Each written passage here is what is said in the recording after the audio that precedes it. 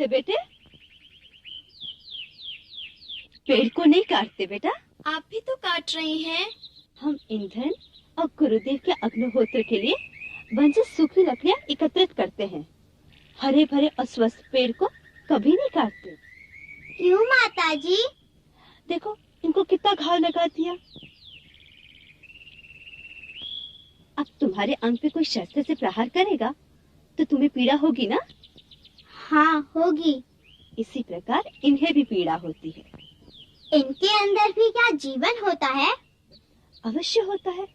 अब ये देखो, हमारे शरीर पे घाव लगने से रक्त निकलता है, इसी प्रकार इनके शरीर में से रस निकलता है।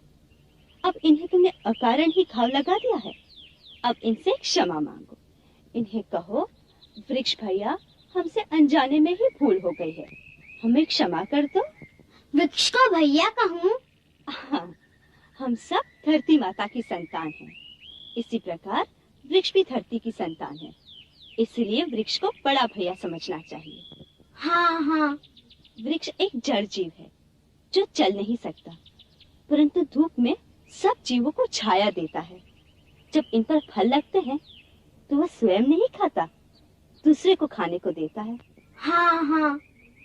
ये वायु को शुद्ध करता है, पक्षियों और सर्प आदि को रहने का स्थान देता है।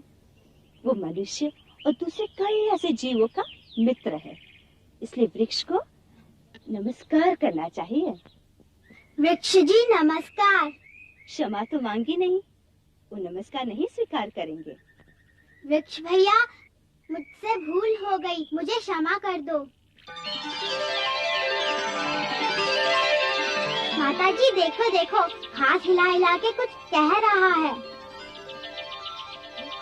वो तुम्हें आशीर्वाद दे रहा है।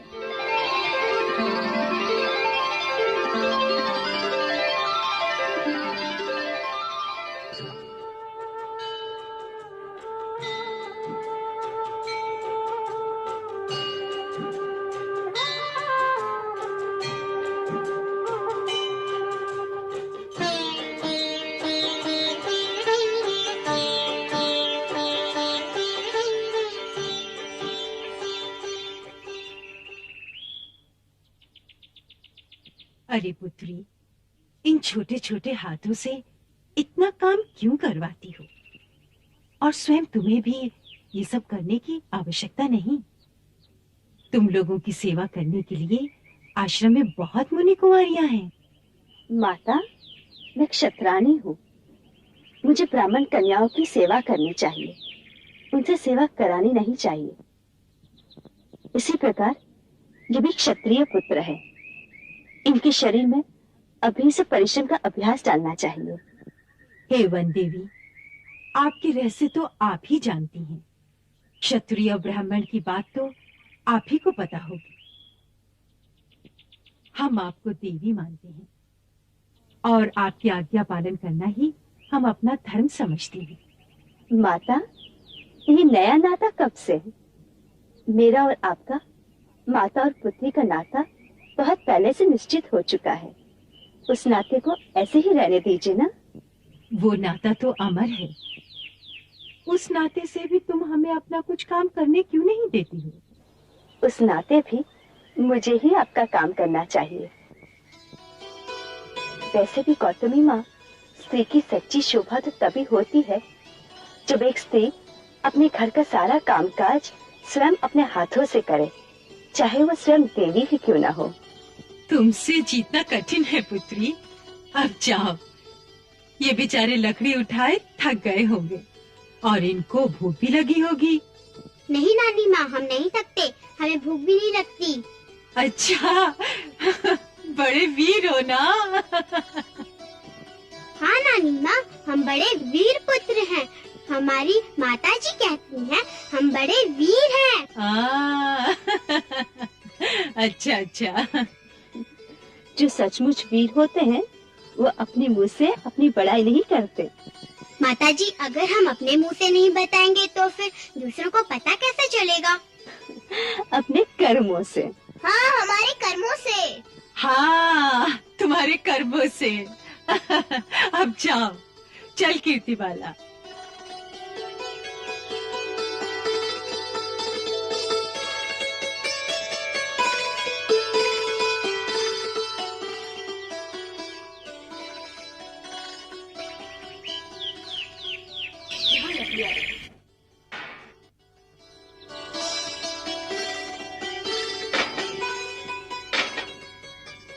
आ जाओ लवकुश। अच्छा, पहले नदी में जाके स्नान करना, फिर संध्या वंदना करना, अंत में गुरुजनों को प्रणाम करना। तब तक मैं तुम लोगों की रसोई बनाती हूँ। अच्छा माता जी।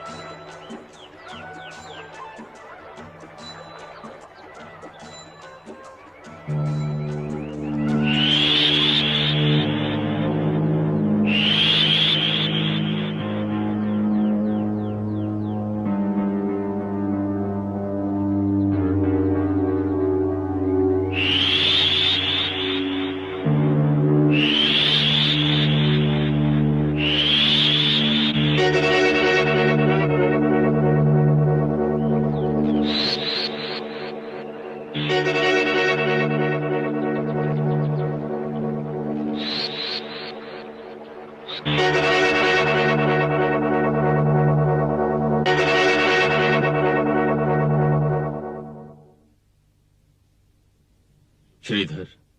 जी गुरुदेव। बालक इन दिनों नदी किनारे वाले वृक्ष के नीचे संध्या वंदन करने लगे हैं। उस वृक्ष में जो नागराज रहते हैं उन्हें जाकर कहो कि उस वृक्ष को छोड़कर किसी दूसरे स्थान पर चले जाएं। जो आज्ञा गुरुदेव।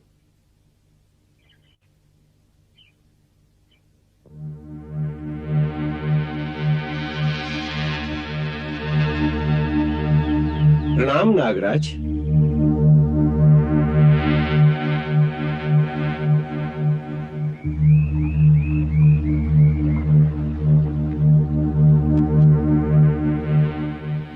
नागराज, गुरुदेव का आदेश है कि अब आप इस वृक्ष को छोड़कर किसी दूसरे स्थान पर चले जाएं। गुरुदेव के मन में शंका है कि इन दिनों दोनों बालक प्रायः यहाँ आते हैं। कभी आपको देखकर कहीं डर न जाएं। नहीं मुनिश्रेष्ठ, हम कभी नहीं डरेंगे। हमारे लिए नागराज को स्थान छोड़ने का कष्ट न दे। मुनिराज, हमारी माताजी ने कहा है कि दूसरे प्राणी से न तो डरना चाहिए और न डराना चाहिए। जब हम सबसे प्रेम करेंगे तो सब हमसे प्रेम करेंगे। नागराज, आप स्थान छोड़कर मत जाइए। हमारी माताजी कहती है कि हम सब धरती माता के संतान हैं। हम सबको यहाँ प्रेम से रहना है, इसीलिए आप यहीं रहिए। परंतु गुरुदेव का आदेश। हम अभी गुरुदेव से दूसरा आदेश लेकर आते हैं। आप चिंता न करें, हम अभी आते हैं। अति सुंदर बात कही तुम दोनों ने। तुम्हारी माता ने तुम्हें जो ज्ञान दिया है वो दिव्य है। धन्य है तुम्हारी माता। मुनि श्रीधर से जाकर कह दो कि हमने अपना आदेश वापस ले लिया है। जो आज्ञा गुरुदेव।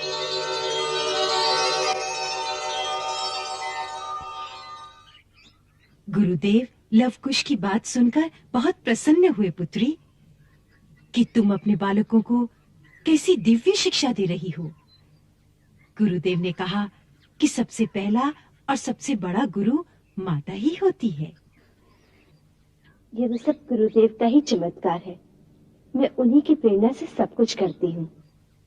वनदेवी, तुम भी दिव्य हो और तुम्हारे बालक भी दिव्य हैं। गुरुदेव ने हर्षमुनि को आदेश दिया है कि अब वो दोनों को संगीत की शिक्षा देना आरंभ कर दें। उनके लिए 2 छोटी छोटी वीणाएं भी बनवाई हैं गुरुदेव ने। अच्छा, हाँ।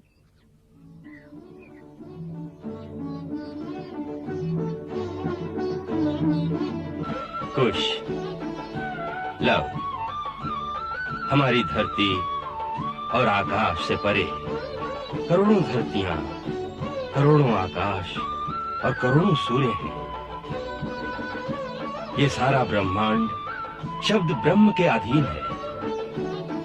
शब्द अर्थात ध्वनि, ध्वनि अर्थात स्वर। प्रकृति में 7 स्वर हैं। उन्हीं स्वरों के द्वारा संगीत की उत्पत्ति होती है। आज से हम संगीत की शिक्षा आरंभ करेंगे।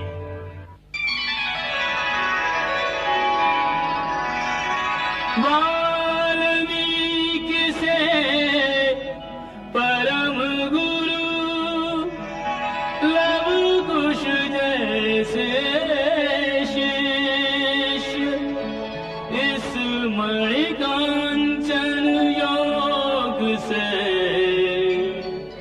उज्ज्वल हो भविष्य।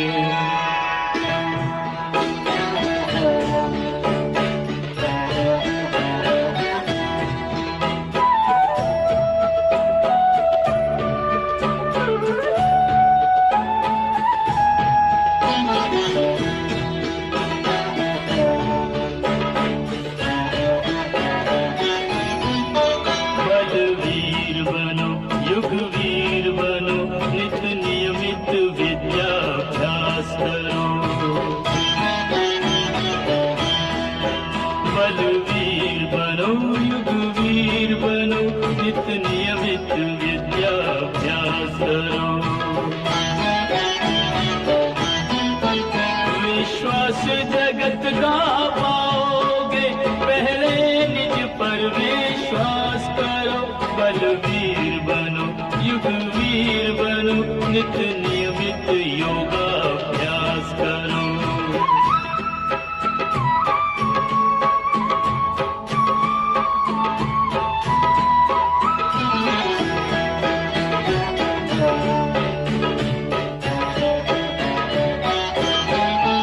रहे स्वस्थ निरोग ये जीवन, तन कुंदन हो मन कुंदन।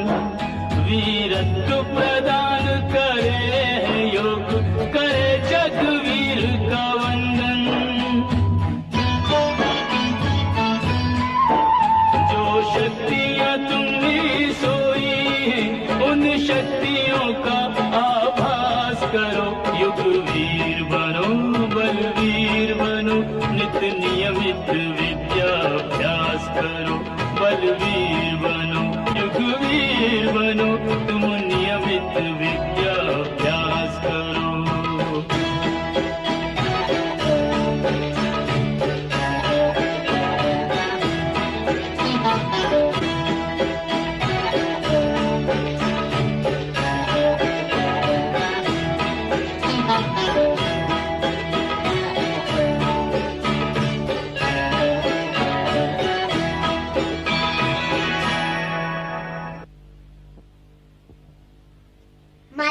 माताजी, गुरुदेव ने कहा है कि वो हमारा उपनयन संस्कार करेंगे। अच्छा, उपनयन संस्कार? हाँ। हाँ पुत्री, अब वो समय आ गया है। अब लव और कुश का यज्ञोपवीत संस्कार करना चाहिए। तुमने इन्हें हमें शिष्य रूप में समर्पण किया है। हमने इनका गुरुपद स्वीकार कर लिया है। अतः अब इनकी शिक्षा का उत्तरदायित्व हम पर है।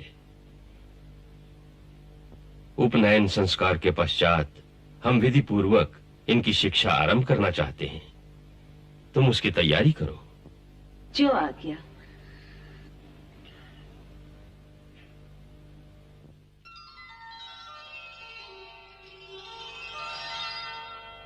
स्वामी, आपके पुत्र का उपनयन संस्कार होने जा रहा है। आप उन्हें आशीर्वाद दीजिए।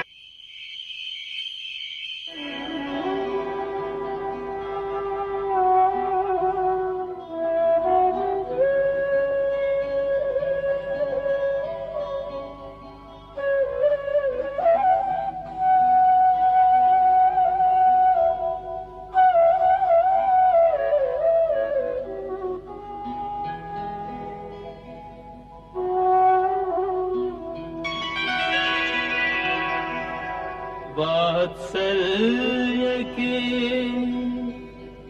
आनंद से वंचित अकेला रह गया।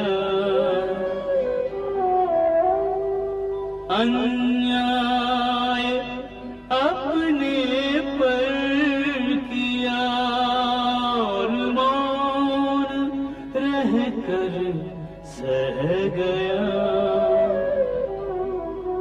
सुख का सुहाना स्वप्न जाने किस लहर में बह गया।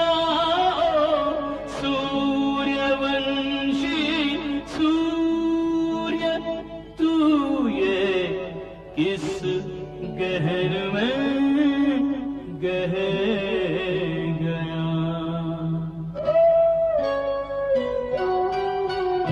इतना तेरे लेख किसी की समझ न आते हैं।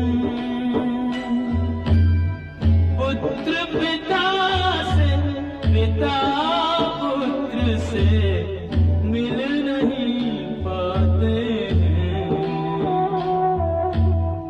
विधना तेरे लेख किसी की समझ न आते हैं।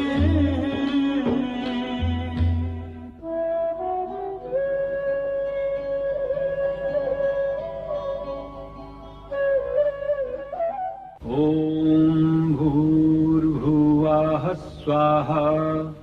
ॐ भूर्भुवः स्वाहा। तत्सवितुर्वरेण्यं भर्गो देवस्य धीमहि। तत्सवितुर्वरेण्यं भर्गो देवस्य धीमहि। धियो यो नः प्रचोदयात्। धियो यो नः प्रचोदयात्।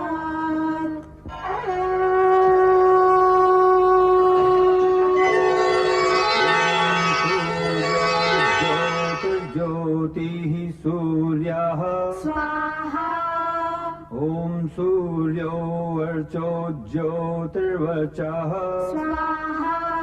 ॐ ज्योतिः सूर्यः सूर्यो ज्योतिः स्वाहा। ॐ सजुर्देवेन सवित्रा सजुरुषसेन्द्रवत्याजुषाणः सूर्यो वेतु। स्वाहा। ॐ शान्ति शान्ति शान्ति। ॐ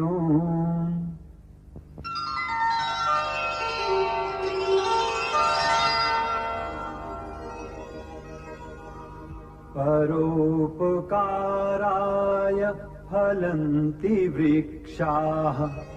परोपकाराय फलन्ति वृक्षाः। परोपकाराय वहन्ति नद्यः। परोपकाराय वहन्ति नद्यः। परोपकाराय दुहन्ति गावः। परोपकाराय दुहन्ति गावः। परोपकारार्थमिदं शरीरम्। परोपकारार्थमिदं शरीरम्।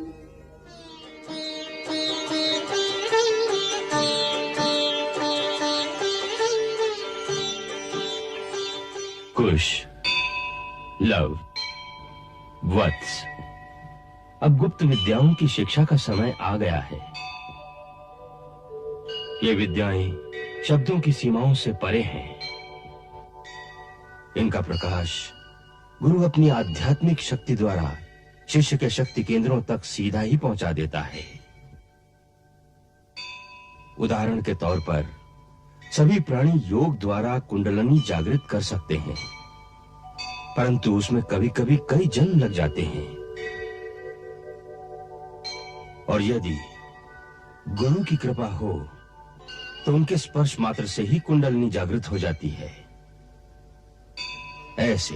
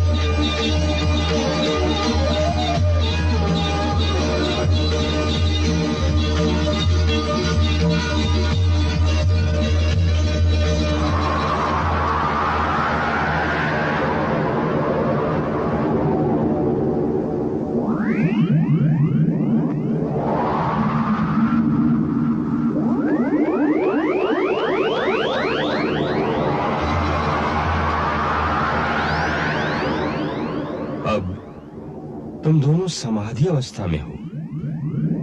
इस अवस्था में अब मैं तुम्हारे मन से अपने मन के तार जोड़ता हूं और आध्यात्मिक शक्ति के द्वारा अपने मन से तुम्हारे मन तक ज्ञान का प्रसारण करूंगा।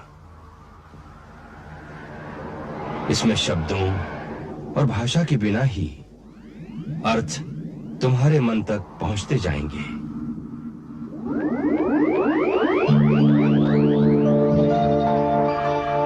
गुरु शिष्यों के जुड़ गए मन से मन के तार, स्वयं सहज होने लगा सीधा ज्ञान प्रसार।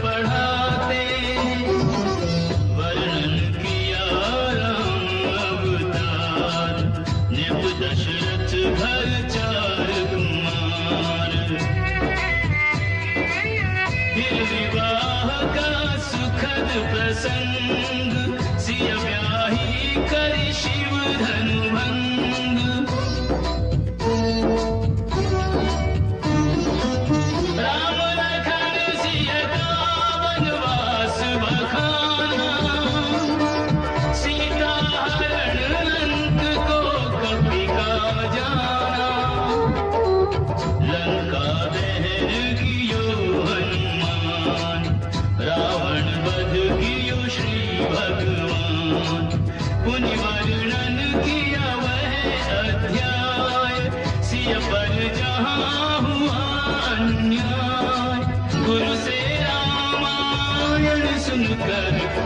कुछ दोहराते हैं। अवध में